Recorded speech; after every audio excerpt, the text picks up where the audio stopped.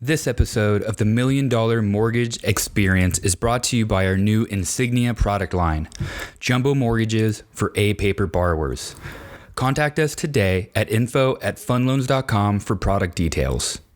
On this episode, Jon Maddux speaks with award-winning entrepreneur, author, and real estate investor Stefan Aarnio.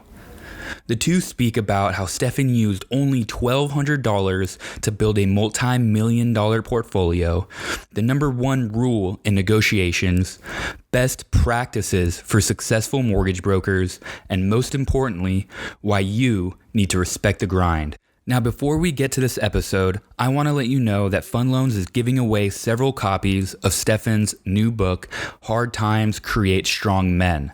To enter this giveaway, head over to this episode's video on our FundLoans YouTube channel and leave a comment. At the end of June, our marketing team will pick a few lucky winners. Now on to the show. Welcome to the $1 Million Mortgage Experience podcast. Listen in as CEO Jon Maddux of FundLoans reveals tips, secrets, and origination ideas to fill your pipeline with $1 million opportunities.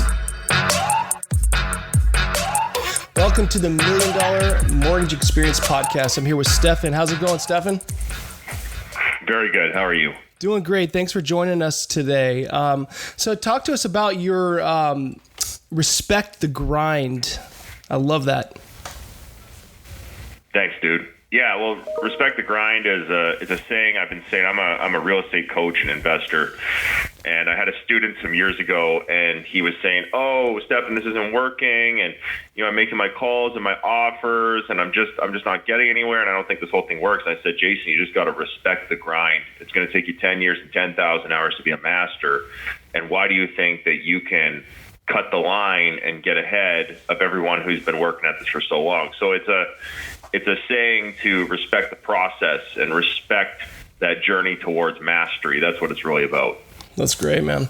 Yeah, it's true. It's so many people think that things can just fall into their lap and then just come so easily. When the truth is, it's like the overnight success, 10 years in the making kind of thing, right? I mean, it takes a lot of effort, a lot of work to get to success, and then kind of like I think Gary Vee says, if you want to be in the 1%, you got to be willing to do 99% more than the rest of the group. So I agree. The grind is very essential.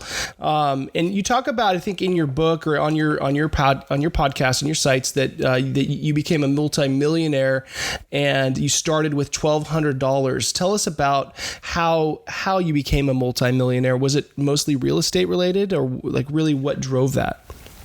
Yeah, my first $1 million was real estate joint ventures. So I worked for a private equity company. I learned to raise money, and after leaving that company, I went onto the real estate game, and I did 12 joint ventures my first year with a coach. So I did one deal my first year in real estate. Second year, I did one deal, little development. Third year, I did 12 deals, investor deals with a coach, and then the next year, I did 24, 30.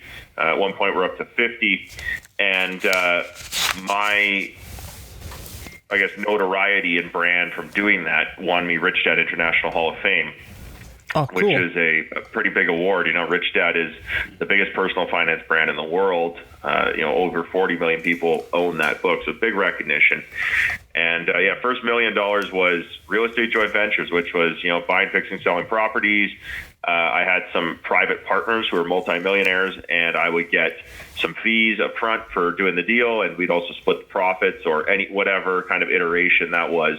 And that was how I built, the base of what I'm doing now. That's great. So do you more of the buy and hold strategy? Is that your strategy, or do you do both flipping and holding? So I've got a buy and hold portfolio.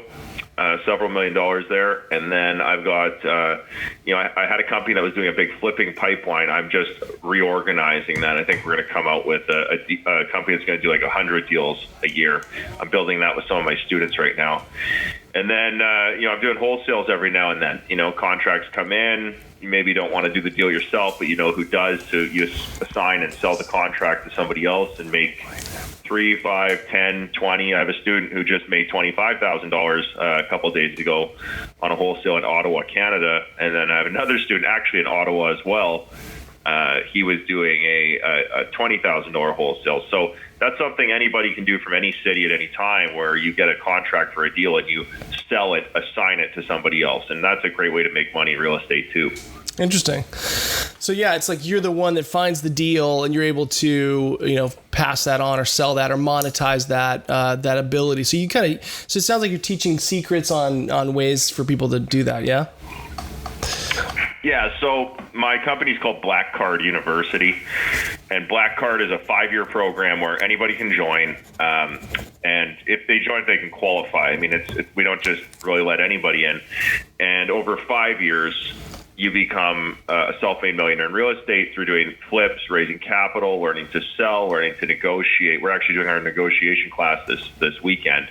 And, I'm a firm believer that anybody can be a millionaire in 5 years if they put in the work and if they actually do the things they're supposed to do. Anybody can do it, Real estate's non-discriminatory. Money is non-discriminatory. The real question is just, are you going to do your push-ups and your sit-ups and the things required to win? Yeah, absolutely. You can. I don't know who said it. Maybe it was you, but it was like you can read a book about push-ups, but that's not going to help. You just got to get on your hands and knees and just go for it and do it and get your hands dirty. So that's absolutely something that we preach here. We just did a recent podcast on how I became a millionaire at 30, and it was in 5 years, and really really kind of reminiscent of what you're saying here. And there's any way that So one of the things that we do, obviously, as we're mortgage wholesale lender, and what we like to teach our mortgage brokers is unique ways on how they can find referrals, how they can find jumbo loans, what they have to do to go out and grow their business and grow their sphere of influence and their network. What kind of helped you, and as you were starting out, to get a sphere of influence and have a good network that you could get referrals from? Was there anything specific, or was it just knocking on doors, just putting in the work? Was there anything that was extra kind of helpful and beneficial in that regard? So something I have my students do when I'm coaching them in real estate investing, and I think this applies to any business, is if I was in the mortgage business, I'd be doing 50 calls a day, every day, to just people I knew. And I think you got to get really good at selling, get really good on the phone, because deals in any business come from networking, marketing, or negotiating.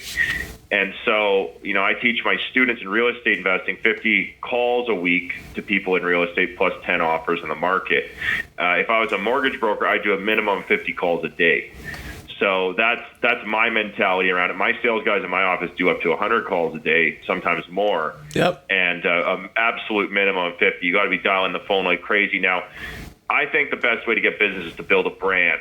And so I built a brand through coaching, not through coaching, but blogging. I was blogging everything I was doing. So I was documenting. This was like in 2011, 12, 13. I would start blogging.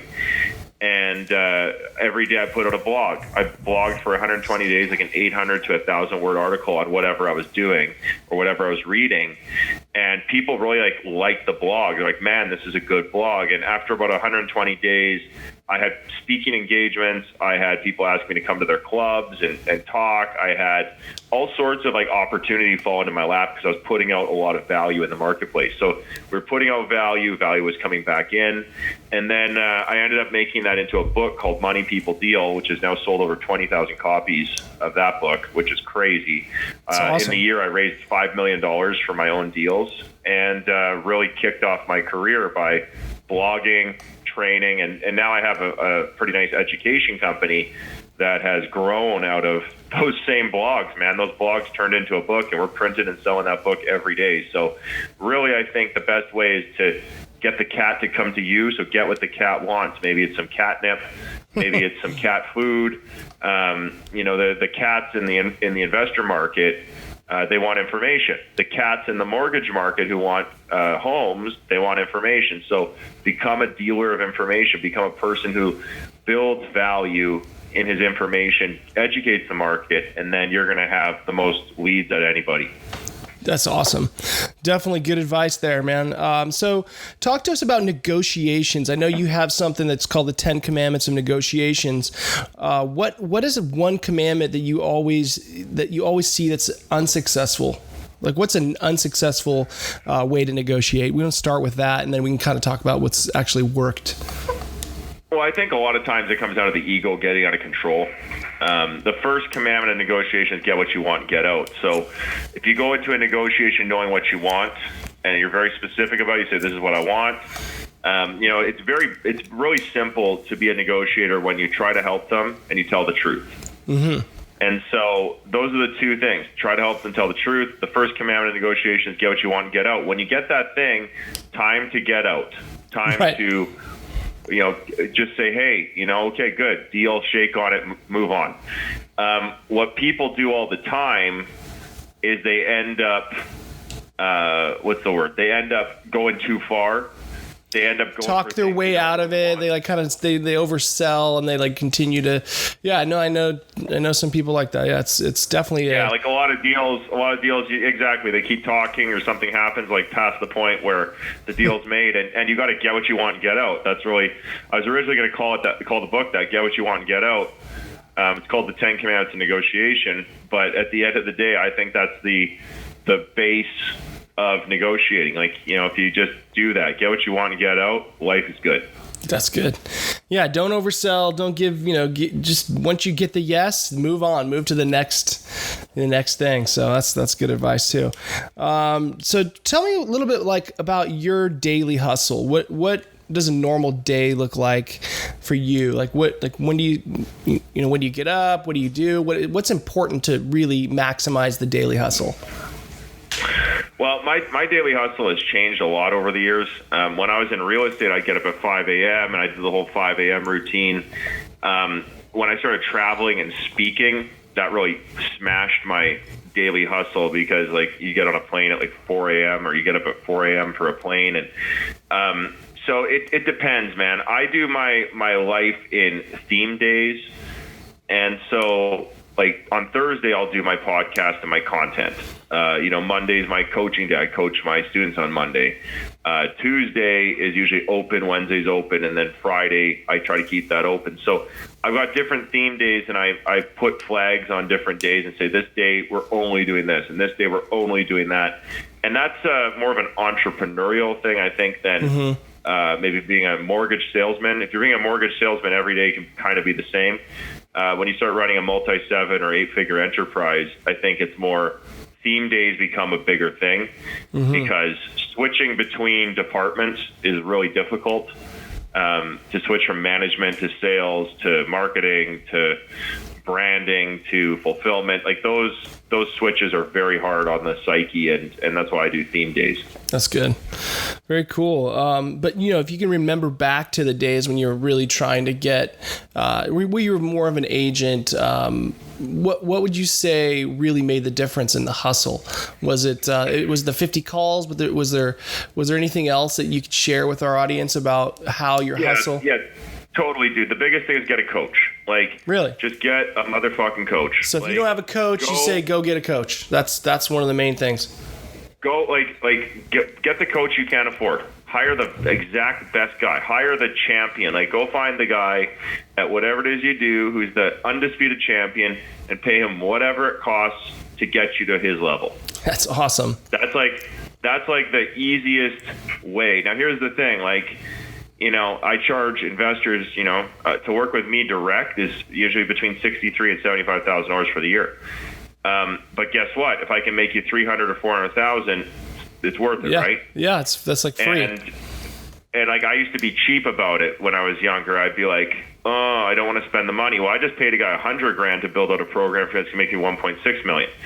So you got to think like a business owner, think in annual terms. Don't think in monthly, and just say, hey man, who's the best at this thing I'm trying to do? If you're a mortgage broker, find the best mortgage broker in the world, and you can either go work for him for free and be his bitch for a year or two. Right. Or, if you don't want to do that, call him up and say, hey man, I want to learn your game exact how you do it. What's that going to take? And he might say, I don't know, give me $10,000. Or he might say, I'll do it for free. Probably won't. He might just tell you to fuck off. Well, not if you're paying. Yeah, that's true. And that's the reality. Like, people who are really good at stuff, like, their time is valuable. They don't want to hang out with you. They want to go home to their kids and play with their daughter and play with their dog and go for a nice life. They don't want to deal with you and your shit. So unless you pay them. If you call them up, well, then it makes sense for them to sacrifice their very valuable time. Right. And so what I'm saying to you in any industry is find the guy who's done it and pay him whatever it costs to do it like him. And once you make that investment once, you get that for the rest of your life. So, I think you can really win at anything like that. And that just comes back to investing in yourself, really. I mean, it's like, you as a professional, if you decide that you want to be the best or you want to make more money in your industry, you've got to do what 99% of the people won't do. And you got to go out and do I love that idea, that go out and find a great coach and get that coach. I mean, if you don't do that, you're going to stay stagnant and be, exactly where you were yesterday and the year before. You're never going to change, you're never going to improve. So invest in yourself. That's what I'm hearing you say. Is that right? Absolutely. You got to invest in yourself. And willing to. You got to take a risk, right? I mean, it's somewhat of a risk. I mean, here's an example. Russell Brunson, he's a 9-figure entrepreneur, spent $750,000 on himself. So, like, some people go, oh my God, $750,000. But if you're making $100 million gross, $750,000, like almost $1 million, who gives a shit? Like, who cares? And I think that's, people are start thinking in annual terms and go, okay, so if I spend, like, let's say $50,000 on a coach, but I make $250,000, who cares? Yeah. Instead they go, oh my God, it's $50,000, I can't do that right now. Well, you never will. Right. And you never will have the money. You'll never be there. But it's always investing in the thing. Like look at Elon Musk. Elon Musk is trying to go to frickin' Mars. Well, he doesn't have the money for that. He doesn't know how to do that, but he's fucking doing it.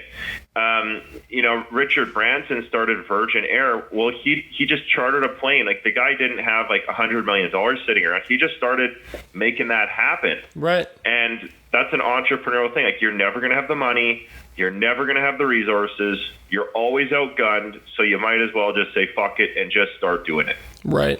I love it. I love that Richard Branson story too. I read his book. The guy's awesome. He's an animal, but he's smart. Yeah, to go back to Richard Branson, he went to the bank and he wanted $300,000 or $900,000 to put TVs on his planes. And they said no, they rejected him for the loan. So he went back to like Boeing or something. And he said, hey, how much to build a new fleet of planes with TVs installed? Well, they threw it in for free. So he went to the bank and he said, hey, I want to replace my whole fleet. And they said, okay. And they gave him the loan.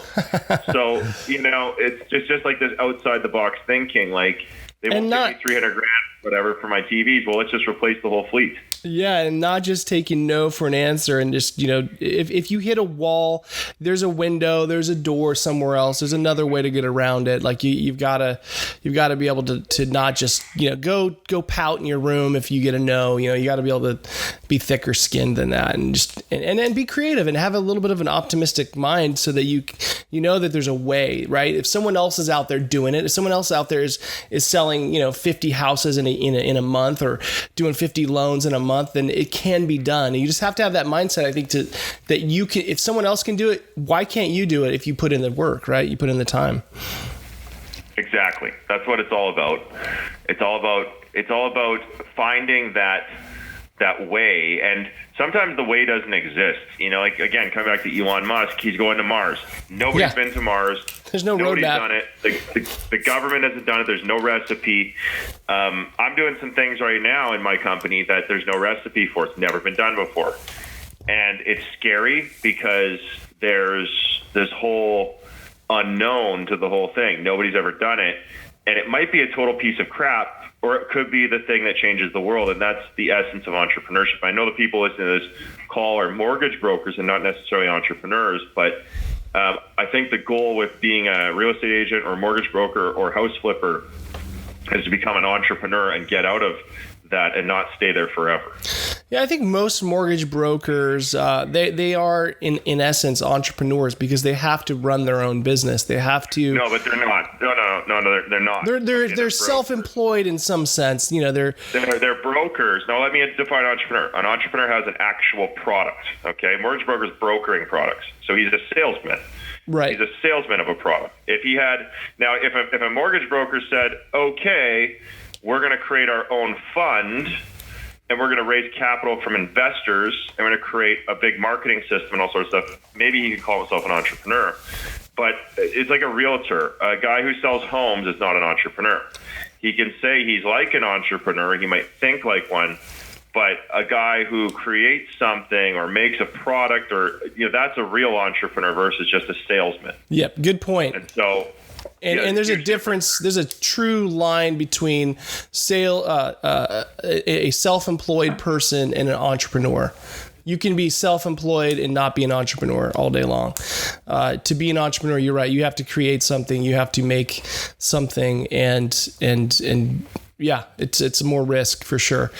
And that's kind of what I think, my point was that was a lot of people are self-employed and responsible for their own, business. Yeah, they go out, they pick a niche, maybe of the business that they want to focus in. But most mortgage brokers, they do take kind of whatever comes their way and they market and they blast market, and they don't have there's not as much of the niche-y kind of. There's no production department in that business. There's no production. It's sales and marketing only. Sales, marketing, sales, marketing, sales, marketing. You never have to go to the factory and fix the widgets. Right. It's like, oh shit, the widget machine's broken. That never happens to a mortgage broker. He's got 50 lenders or whatever. Right. He calls them up. He says, hey man, do you want this deal? Yeah, you do? Okay, paper it up. Done. Next deal comes in. It's transactional. And I think that my statement was, you got to transform and transformationally change into something more. Right. I have an actual education company that I grew from the ground up, and that's a brutal process, man. It cost me $1 million to build this thing I've got right now. I believe it. And I'm looking at it, I'm going, oh my God. And then I'm investing another $300,000 into it right now, just into infrastructure. And I'm like, oh my God, someone who's a broker of something would never invest like that in themselves. They would just say, well, I'm a broker. I'm just going to keep hustling and I'll work Saturday. But the difference between an entrepreneur is they're building something usually. Right. Whereas a broker is just selling shit. And it could be selling candles out of the back of your trunk, or it could be selling mortgages, or it could be selling homes or whatever. Yeah. But there's a huge difference there between those two animals. I love how you respect the word entrepreneur. I love that. It's something that we take for granted. So many people want to be entrepreneurs. They want to have their name as founder, entrepreneur, and it's different than just being self-employed, and it's different than just being a salesperson or a marketing person. There's a whole world of things that are different about it. And yes, a mortgage broker could become an entrepreneur in their business and create something and do something. I challenge mortgage brokers to do that. I mean, I think there's something to that you're pointing out that I think resonates with me is you need to separate yourself from just the run-of-the-mill mortgage brokers out there. There's so many mortgage brokers that just sort of, live their life on autopilot and just do whatever, the market's doing. They ride the wave of the market versus saying, no, I'm going to pick this niche, or I'm going to pick this part of the market and just focus and crush it and not be someone that's blown by the wind in the market. I mean, because the truth is, you can make a lot, I think the majority of the mortgage broker community make a lot of money when the rates are low, and then they suffer. It's like feast or famine. They suffer when the rates are high. But, I've always been one of those that just goes out and finds, where different parts of the market where you can make money all the time, whether or not the rates are high or low and whatnot. So, I do challenge, our listeners to definitely look into that type of business, become an entrepreneur if it's in you to do it. I mean, do you think anyone could be an entrepreneur, or do you think it's something that has DNA attached to it? Just curious. I think theoretically anyone could, but I don't think anyone will. Right. It's like saying like men and women are equal. Well, in theory, you could say that they are, but in reality, it's not even close. And so the theory is anyone could be an entrepreneur. Yes, in theory, anyone can. I think a lot of entrepreneurs, like real ones, are driven by pain. They went through, like, maybe they were like an immigrant or they had nothing. Like myself, I had nothing. I was desperate, and I became an entrepreneur and just started running as fast as I could. Mm-hmm. So I don't think people choose entrepreneurship. Like usually entrepreneurs, they have a lot of pain. They've got dead parents, incompetent parents. They're addicted to risk. They have all sorts of like mental entrepreneur diseases are bipolar, ADD, ADHD. There's all sorts of like depression, anxiety. There's all these like things that go with being an entrepreneur. And I think entrepreneur is kind of like the new rock star. It's a cool thing. Guys like Gary Vee or Grant Cardone or Ty Lopez make it super cool to be an entrepreneur. But I think it's the hardest thing.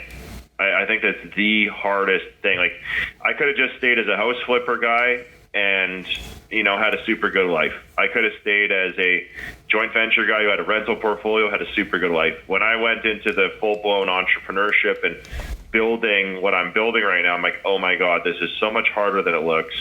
It's so much more scary. It costs so much more money. And I'm built for it.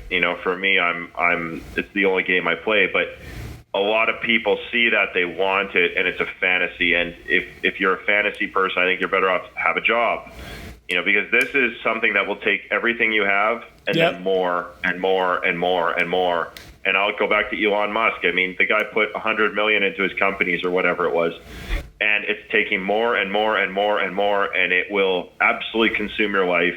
Mm-hmm. Maybe consume you. 99% chance of failure over 10 years. And a lot of entrepreneurs have children, and they don't recommend that their children become entrepreneurs because it is motherfucking hard, dude. And I'm riding the lion, and I help others ride the lion. I train people in entrepreneurship, but I wouldn't just say to anybody, "Oh, go do this," because it's like going to war. Like you don't just tell your children to go to war. War is hard.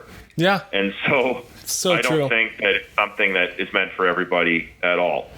Man, that's good stuff. So, I think one of your posts, or maybe it's on your book, I think I saw it, where, how tough times create strong men.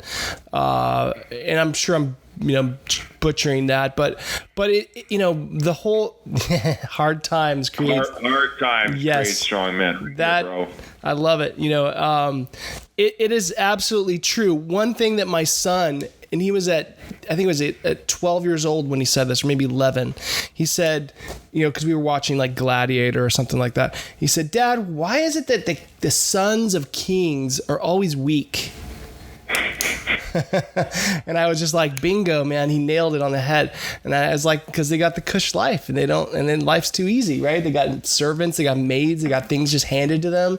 And I was like, that's a very, very good point, and what you just said about entrepreneurs, like they had pain, they had a hard time, they had something that drives them, right?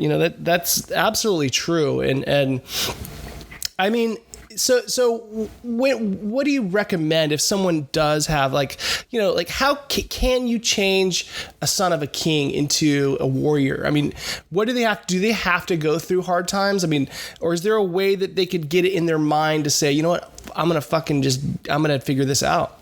Or because I think you're right. It naturally creates strong men if it's a hard time.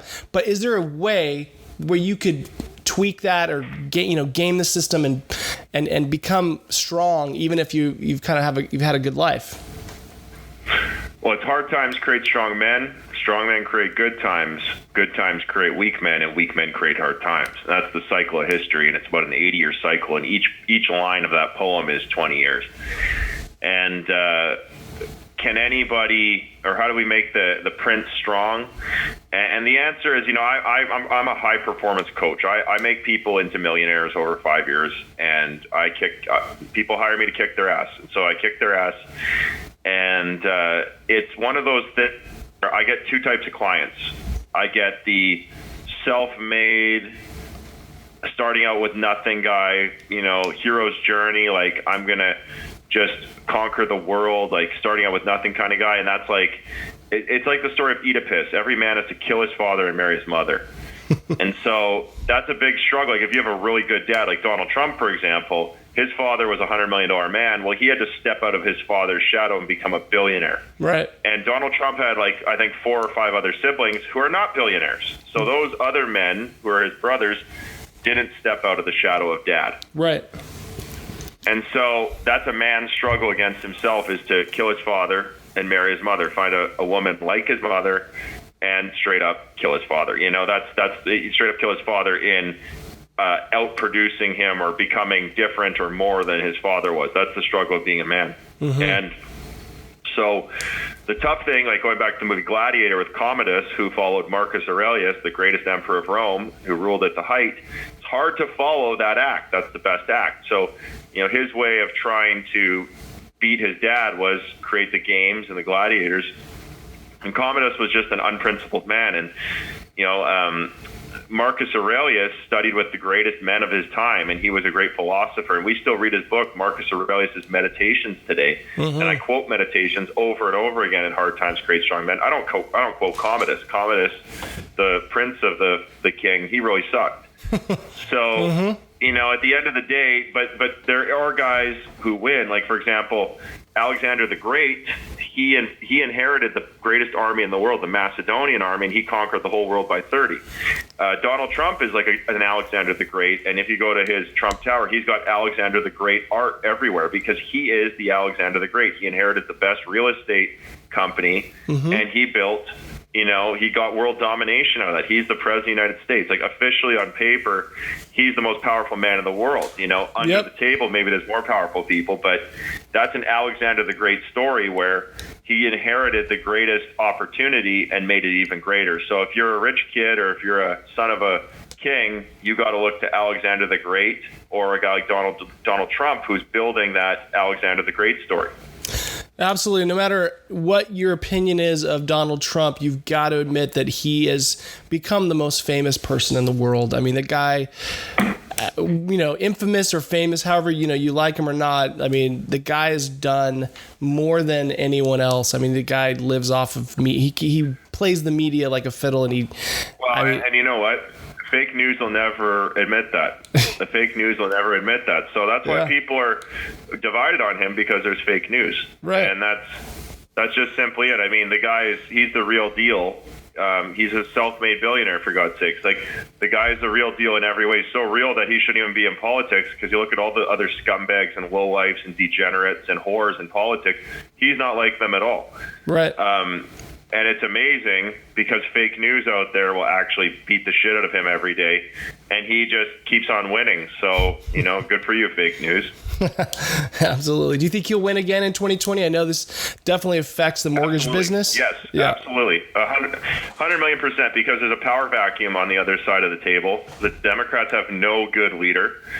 And there's a bunch of guys fighting for power over there, and it's divided. Is more famous than ever, more powerful than ever, and he's doing great things. He's doing the country a great service, and he absolutely will get a second term. So, some people say he's a time traveler. There's a book out there. What is it? The Last President, from the year 1800, that says he's the last president. But who knows, man? I mean, I have my own thoughts in my book, Hard Times Create Strong Men, on that. But Donald Trump is certainly a strong man, and he certainly is fighting back against some of the bullshit out there.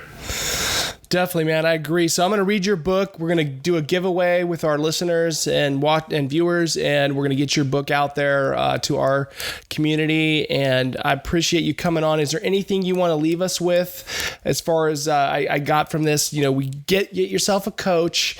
Pony up the money. Don't be a wimp and say, I can't afford it. Get yourself a good coach. Call 50, make 50 calls or more a day. Don't be, Don't be someone that says you can't do it, because you can.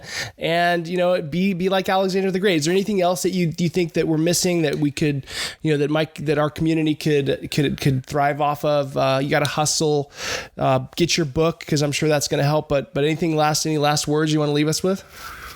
Yeah, get the book at hardtimestrongmen.com. That's hardtimestrongmen.com. And, anybody can win if they put their mind to it. But only so many choose to do that. And that's the real difference is you can choose to be a champion or you can choose to not. So respect the grind and go to hardtimestrongmen.com. Well, thanks for coming on, and like, share, and subscribe, everybody. And we'll see you on the next episode. Thank you for listening to our podcast. If you guys are looking for more content like this, we have a FundLoans YouTube channel where we give away more tips, secrets, and origination ideas. You can also email us at info@fundloans.com. And if you've made it this far, I think it's safe to say you like our content. So please subscribe, share, and send us your scenarios. Let's fund loans together.